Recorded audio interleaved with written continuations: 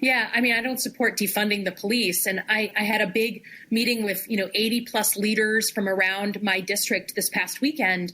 And, a lot of the African American leaders were saying, listen, it's not about just straight defunding the police. It's about having a conversation about how resources are spent, how people are held or not held accountable, how we have oversight over that process. That's what I think people are asking for. That's what I think this bill actually speaks to. It doesn't defund the police. It doesn't yank money away from anybody. But it does say, we have to grapple with what is more than just isolated incidents.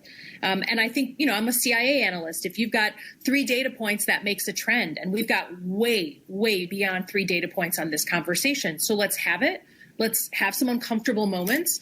It's not defunding, but it is questioning how resources are spent. Well, I'm a CIA analyst, too. Listen, that's a whole bunch of bull crap. What a joke. Oh, yeah. Three data points makes a trend. That depends. Is it 3 in 10 million data points? Because what we're talking about right now is aberrant behavior involving lethal force from law enforcement in the tens of millions of arrests that happen every single year. But I love, oh, my gosh, the sophistry. It's amazing, isn't it?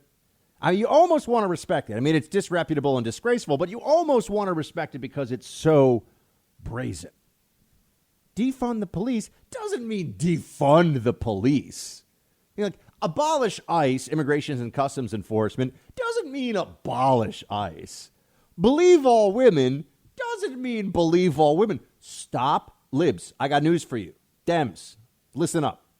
Stop saying things that you do not mean because you get caught up in emotions and want to mobilize your base, and then normal people that you do need to vote for you who are not brainwashed say, hold on a second, that's crazy.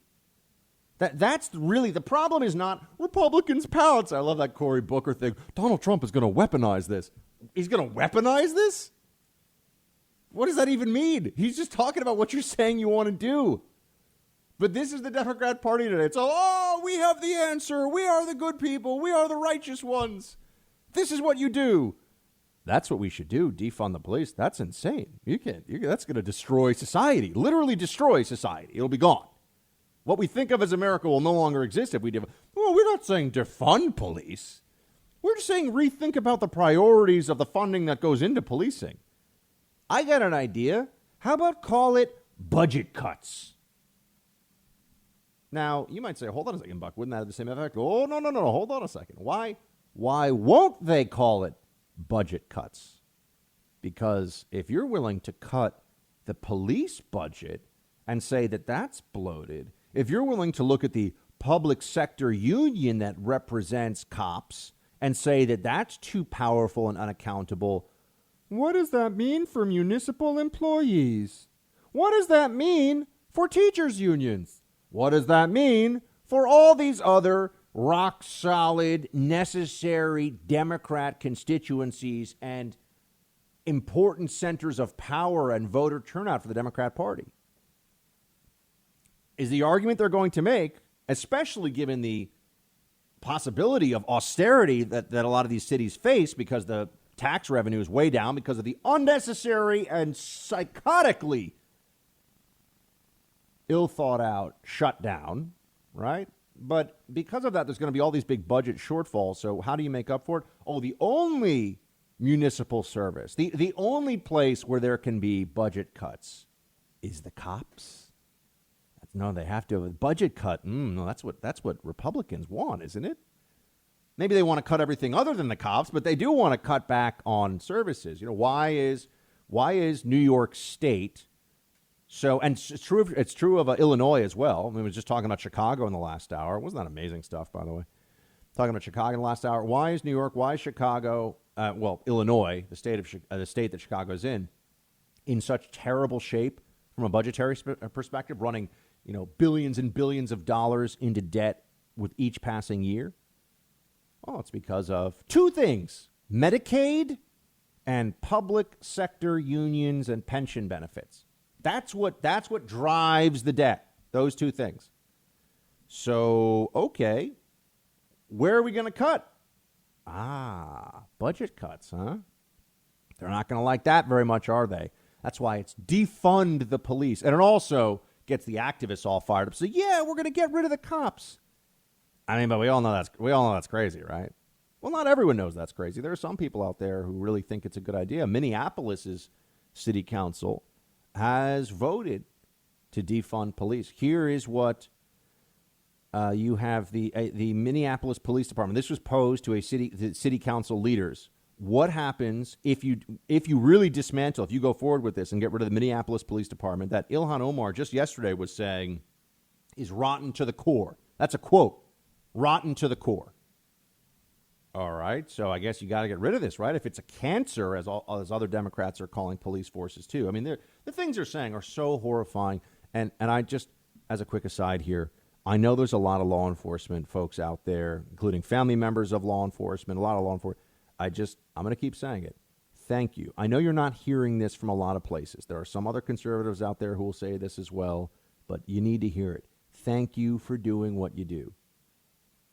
You know, I was on the street last night walking my, second trimester pregnant sister home to make sure that she was safe. And I got to tell you, it was sketchy on the streets of New York City right now. And there are there was a guy who was basically rolling around on the ground almost entirely naked on a street in Midtown Manhattan.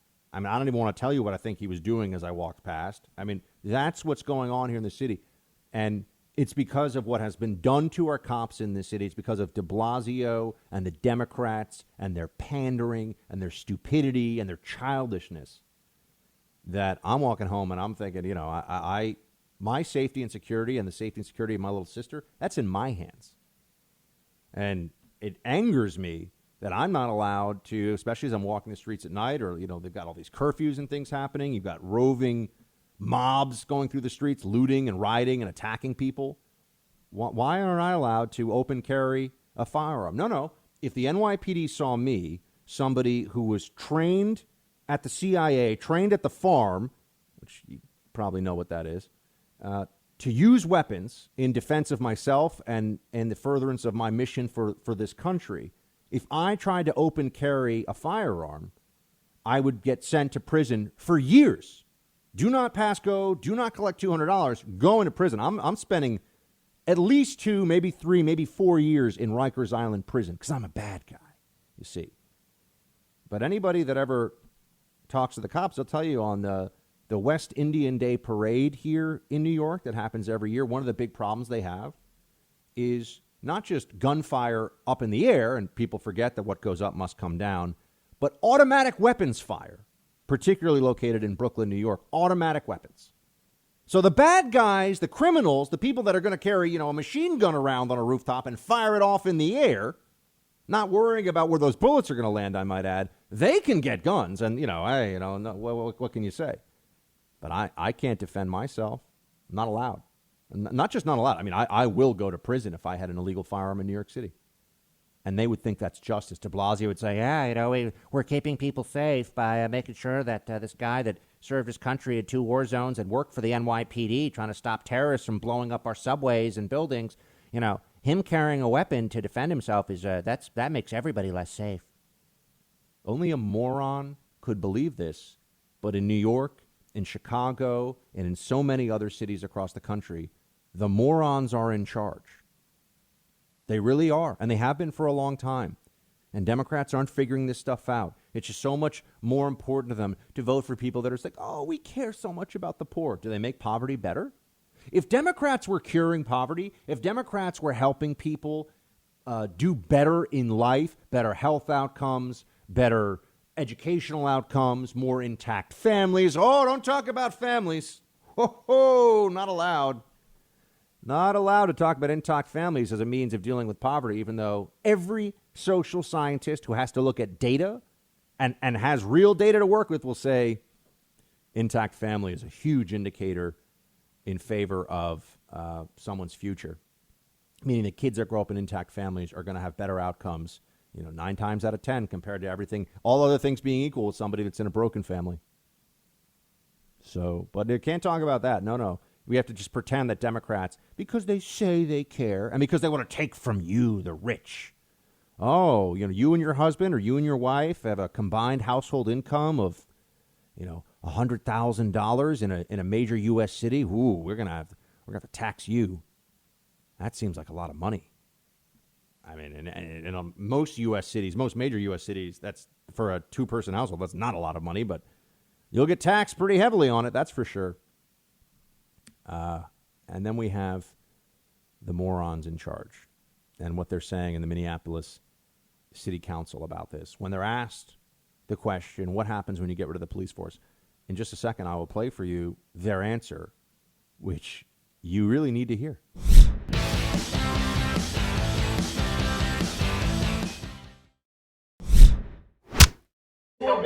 This is a question that you keep hearing. Who would be responsible if you did need someone to respond with a gun? If there was an individual or a group of people simply going out there and killing other citizens for no reason at all, who would be responsible to go out there and try to stop it? Well, in my mind, and as it stands right now today, we still have a Minneapolis Police Department, and that will be their responsibility to address those issues. So, Lisa, you agree? Absolutely, yes. They're defunding the Minneapolis Police Department. It's rotten to the core, Ilhan Omar says, but they also are going to make sure that it's there in case there's a need for it. Which one is it? Someone's out in the street with a gun shooting people. Mass shootings happen, as we know, much more often than that. Criminal shootings, meaning drug criminal related shootings happen. That's the most likely cause of gun violence in the country. And if you have to call the cops, what do? Oh, we'll call the cops. Well, hold on a second. I thought that calling the cops could make things worse. You have that other city council member from Minnesota, from Minneapolis, saying that if you call the cops, it could actually make things more dangerous. So which is it? Do you need the cops or are the cops bad? Got to get rid of them. Oh, Democrats can't really come up with an answer, can they? Not really sure. But then when you push them and you say, well, what are you really trying to achieve? Because defund cops is a clear goal that we can talk about. It's dumb, it's crazy, but it's a clear goal that we can discuss. It shows you the Democratic Party is completely out of its mind and does not live in reality. And it's just really a collection of a lot of emotions from people that are not particularly stable, don't know history, and don't really live in the real world. But okay, that's the Democratic Party. But when you push on the one thing that they've brought up that is a clear goal, and they're talking about end qualified immunity. Okay, is that going to stop a guy from putting too much force on the neck of an individual and strangling him as a cop? No. And ending qualified immunity also means the lawsuits that cops, who's going to want to be a cop? It sounds great to say this. Oh, let's end qualified immunity. Okay. So cops can all be sued personally for what they do on the job by anybody? You really think, anyone really think that? No one even thinks these things through. They just say them. We get the libertarians showing up. Libertarians who are, just hoping they still get invited to the hipster parties in Brooklyn. Those are the libertarians that I know. They're like, I'm not right wing, man. I'm a libertarian. Thanks. Pot's already basically legal, guys. You won that one. I don't really know what else you're adding to the conversation for the most part. I'm just going to say it. But these things that they bring up as, oh, this would make everything so much better. You look at this and you say, no, I don't know that would make things so much better, actually. And getting rid of mandatory minimums. Oh, that sounds good. Get rid of mandatory minimums. Do you know why they have mandatory minimums? Because left-wing judges were saying, yeah, so what? You were found with a whole bunch of drugs and a loaded firearm, and you're part of a drug gang that has executed other people, other rivals, but, you had a really rough childhood, so no jail time for you. That's why we have mandatory minimums, because judges were abusing their discretion, and this goes back to when crime was really bad in America. They're abusing their discretion, the 70s, the 80s, into the 90s, because we were told, because the academy and the intelligentsia and the media was, oh, crime is a social construct, and it's because of all of us. No, we all have bad days. We all get angry. We all wish things were easier. We all wish we had more, but we don't commit crimes, right? First step of not having a bad incident with law enforcement, this is a fact, is don't violate the law. Now, that doesn't mean that just by not violating the law, you won't be in a situation where you have to interact with law enforcement and that they won't be overly aggressive, threatening, step out of line. I know that happens too. But if we're really trying to prevent these things from happening, we have to discuss this from all angles and take common sense. Common sense is in short supply these days. But so you challenge the left on defund police. Now we're weaponizing it. Because we take them at their word. We believe what they say. Now we're weaponizing defund police. Okay. Isn't that interesting? And then you have beyond that, the return to the vague demand. Like this, for example, Representative Stacey Plaskett. Play clip 3. I think when you know members of Congress and have conversations with them, you can begin to have those conversations that would cause them to begin to move towards supporting legislation that they know, many of them know, is necessary. Unfortunately, Eugene, one of the things that we have to remember is that we as members of Congress are not physically there during this pandemic. And so the kinds of discussion, the kinds of negotiation that would take place between members and members is going to be more difficult. And for that, we're once again also calling on the American people. In your protest, remembering to go, this is a call of action to all people, to go and talk to your members of Congress, to demand that they co-sponsor this bill, to demand that they vote yes on it, and as well going to the senators in your state to press them to be a part of this movement to dismantle racism in this country. Dismantle racism. How do we achieve that exactly? How would we get there? Oh, it's by passing a Democrat bill. Notice how this very quickly, it's been, about a week and change? And it's gone from police violence is this horrible thing, and if you don't agree with us, you're a terrible person, and you all have to 1,000 times a day say what happened to George Floyd was terrible, even though we all already agreed that it was terrible. So why do we have to say it 1,000 times a day? We went from that to, well, if you oppose racism, you have to agree with Nancy Pelosi, Chuck Schumer, and the Democrat Party and pass this huge bill and give them all these things that they want. Oh, ho, ho! You mean that this is really about political mobilization?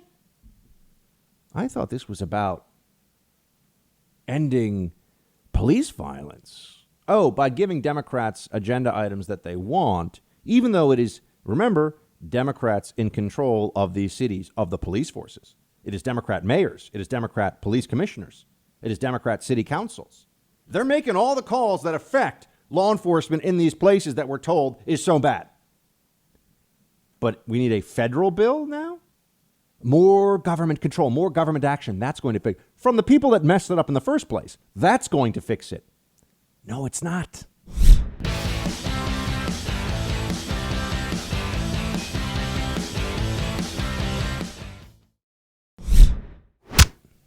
We're here today with common sense solutions to hold at least at the federal level, to hold police accountable. But we know this is an issue that is not just at the federal level.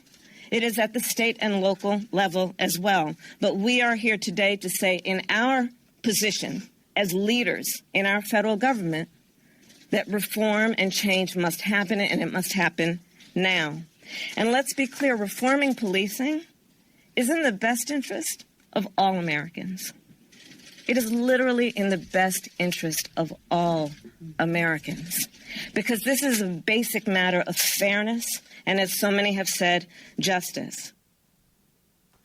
Okay, that sounds good, right? Kind of. I mean, at least it sounds good. Well, I'm about to dig into the details. Yeah, reforming policing, good for all Americans. Yeah, sure. How? What have we learned? What has changed between now and 2 weeks ago that there is an urgency now in the reforming of policing?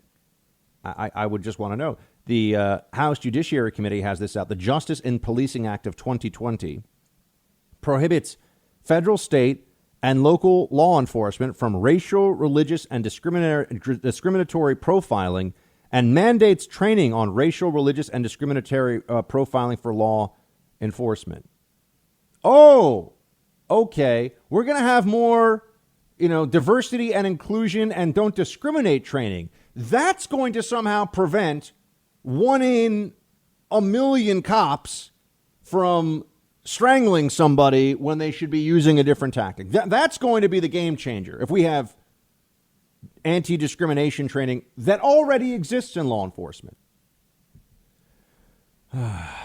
It's amazing to watch this play out. It bans chokeholds, carotid. This is the Justice in Policing Act of 2020. Bans chokeholds, carotid holds, and no-knock warrants at the federal level. Okay, well, let's go into this for a second, shall we? Let's really dig into the details for a moment, because I'll tell you what's really going on here. Here, Pelosi said this too. Play clip 12, please.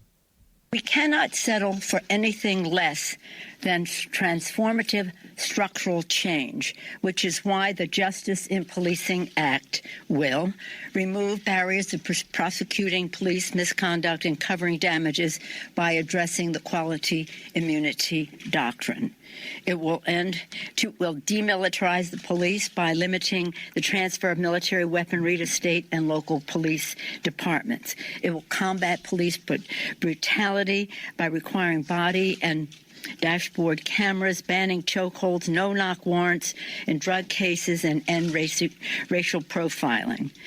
Will finally make lynching, Mr. Hoyer, a federal hate crime.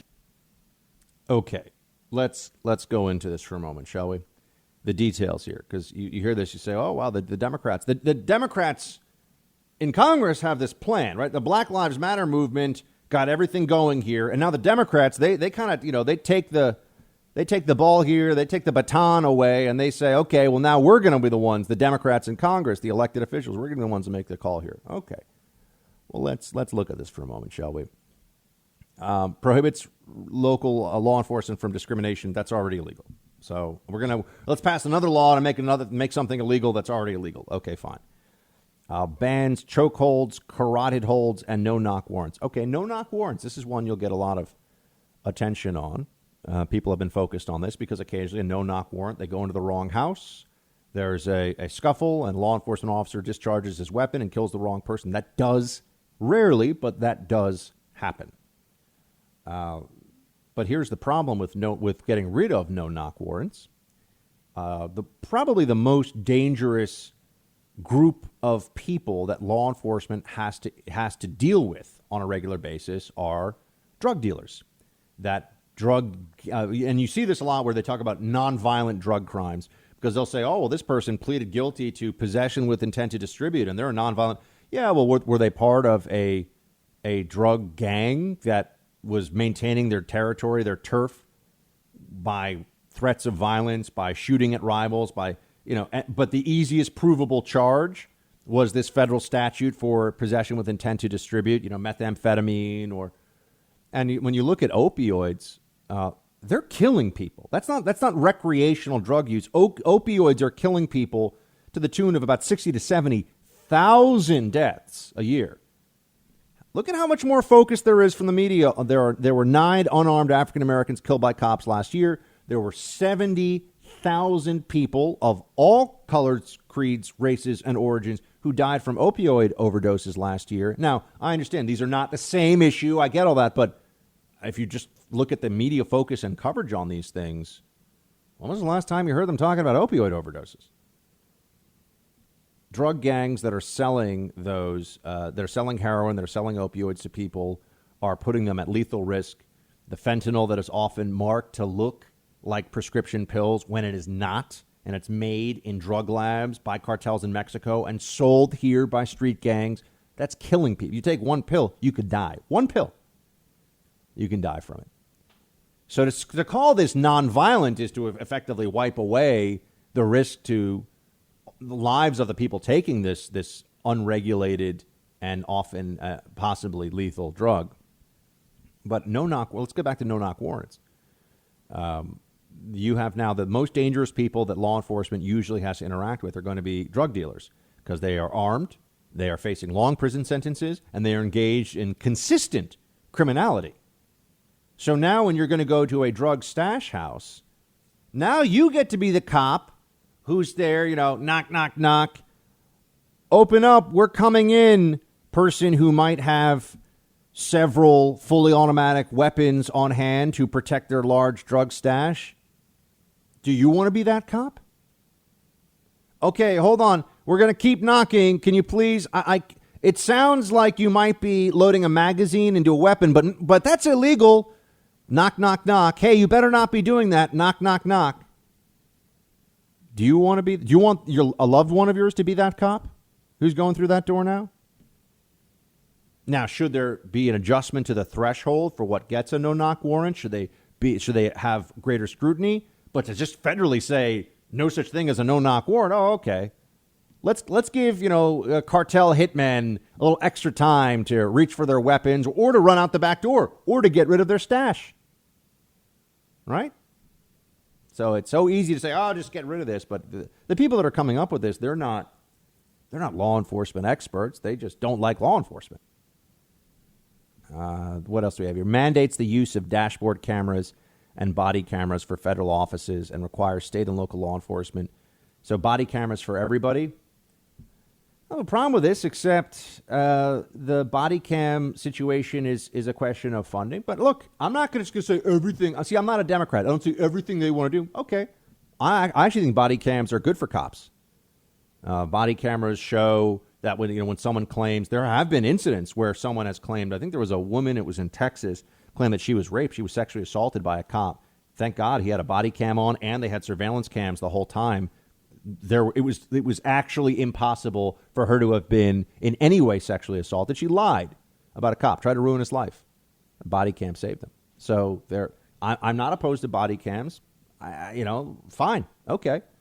It's a funding issue for local law enforcement, so maybe we have to increase the funding on that one. What else do we have here? Requires state and local law enforcement agencies to report use of force data disaggregated by race, sex, disability, religion, age. So does that mean they're not allowed to have use of force data based on sex, race, disability, religion, age? I'd be curious to dig into the details of that a little bit, but that's not going to, how is that going to stop? If you don't know anything about the people that they're using force against, why are you less likely to use force, or how is that going to solve the problem? Not clear to me at all. Establishes a Department of Justice task force to coordinate the investigation, prosecution, and enforcement of federal, state, and local government in cases related to law enforcement misconduct. I mean, establishing a DOJ task force, the DOJ already does this.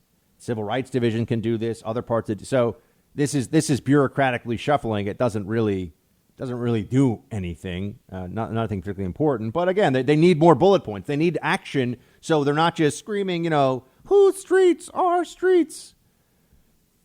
Establishes public safety innovation grants for community-based organizations to create local commissions and task forces to help communities reimagine, develop concrete, just, and equitable public safety approaches. You know what this is? Funding community organizers in advance of national elections. That's what this is. We all know it. Well, they're going to come up with some great way to keep communities safe. There's some idea they have out there that no one's thought of yet. But if you just give money, give some federal block grants to community organizers, that's going to make things better. That's a joke. But again, this is just doling money out now to favored constituencies of the Democrats. That's what they're going to do. Amends federal criminal statute from a willfulness to a recklessness standard to identify and prosecute police misconduct. Okay. I think I think that's fair. I think recklessness could be the standard for police misconduct, but we better be very clear on what we establish as recklessness. And remember, the Democrats are never going to give the tie to law enforcement here. So, the devil also the devil is very much in the details with a lot of this stuff. But I look at all this and I tell you, this is not going to eliminate the less than a dozen people a year who are African American who are killed by law enforcement. This is not going to change a thing. So you can look at this and say, oh, well, this is these are minor shifts. This doesn't address the over 7,500 black Americans who were killed last year. This doesn't make law enforcement more effective. This does not really address a problem in a way that we should all be sitting around patting ourselves on the back. If anything, this is really just minor window dressing or counterproductive. And that's what we're having all this, all the riots. And, if we did this, you think Democrats would say, yeah, meaning if the Trump administration, the Republicans went along with it, you think Democrats would say, yeah, we have a partner in this now? No. Then there'd be another series of demands and then another series of demands. Meanwhile, cities aren't getting safer. People aren't feeling like law enforcement is better positioned to protect them and protect their property and protect their rights. So what is this really? It's essentially the Democrat version, the Democrat congressional version of a lot of noise and virtue signaling. But that's what they're offering up now. So, see, I actually read the details of it. And that's where we are. Not going to make people safer, not going to save communities. It's just all for show.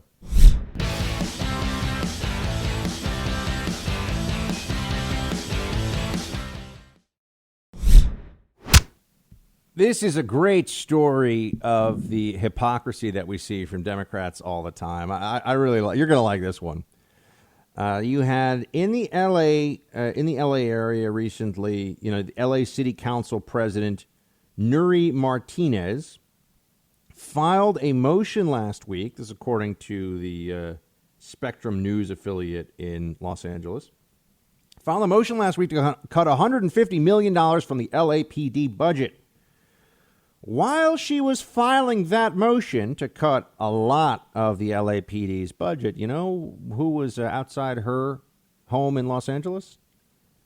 2 police officers who were being paid as part of a security detail to guard her home. So a member of the city council now needs round-the-clock security detail while she is telling the residents of Los Angeles, oh, guess what? You have a whole lot less police presence coming your way. People have called this out. And, yeah, indeed. The director of the Los Angeles Police Protective League, which is the LAPD union, said it's kind of ironic. Here she is demanding $150 million be reallocated from the police budget, but she has security at her house provided by the Los Angeles Police Department. My friends, what else do you really have to know here? Oh, you know what the tab has been? She's had security at her home since April, around the clock. It has cost the taxpayer $100,000 in a few months. That's what it's cost in overtime and to assign these officers. $100,000 of special security protection for this member of the city council. She's a member of a city council in a district entirely just controlled by and run by Democrats. She's a Democrat. What, she had some mean right-wing Twitter trolls come after her? That's what the justification is for this? Man, apparently the NYPD should give me 24/7 protection too, because I got crazy libs saying all kinds of psycho stuff to me constantly. But this is what it is. This is the expectation that we should all have. They will try to defund the police and leave you to your own devices, your own security precautions, while not allowing you to take the real precaution of arming yourself, which is the first thing I would do if I lived in a place that wasn't a Second Amendment free zone. And they themselves will make sure, and this is true of all the big multimillionaire news anchors you see, they themselves will make that clear. They themselves will make sure that they have security. They will have security. They will be fine. Kayleigh McEnany, by the way, is doing a great job. My old friend over at the White House. We go back to our days being 2 of the only conservative commentators at CNN who were not complete wimps. But here she is speaking a very basic truth that set the media just into a flurry of outrage. Oh, my gosh. Play clip 13, Mark. Our police are described as the blue line in American society between peace and chaos, between order and anarchy. And that thin blue line has done quite a bit. Just looking at 2018 numbers, murder arrests 11,970, robbery arrests 88,130, aggravated assault 395,800, violent crime arrests 495,900. That's police officers who are doing the arresting. You eliminate police officers, you will have chaos, crime, and anarchy in the streets, and that's something that's unacceptable to the president. Does anyone disagree with that? No, but now they're changing their stance. Now they're saying, oh, no, we're Democrats. We're not going to be that insane. We won't do that. That's too much for us. It's amazing to see this happen, but it's not surprising at all. It's not surprising at all that it took a couple of days here for people to come forward and say, hold on a minute. If you defund cops, you're going to have anarchy in the streets. You're going to have more violence. The minority communities that the Democrats claim to want to support and protect, those communities will be the worst affected by the reduction in police presence. They'll be the ones that have the greatest difficulties as a result of all of this, because that's where you have a concentration, a disproportionate concentration of crime in urban centers. So how is this helping it? Oh, it's not helping it. It helps the Democrats, helps their lust for power, which always explains really ultimately what the Democrats are up to.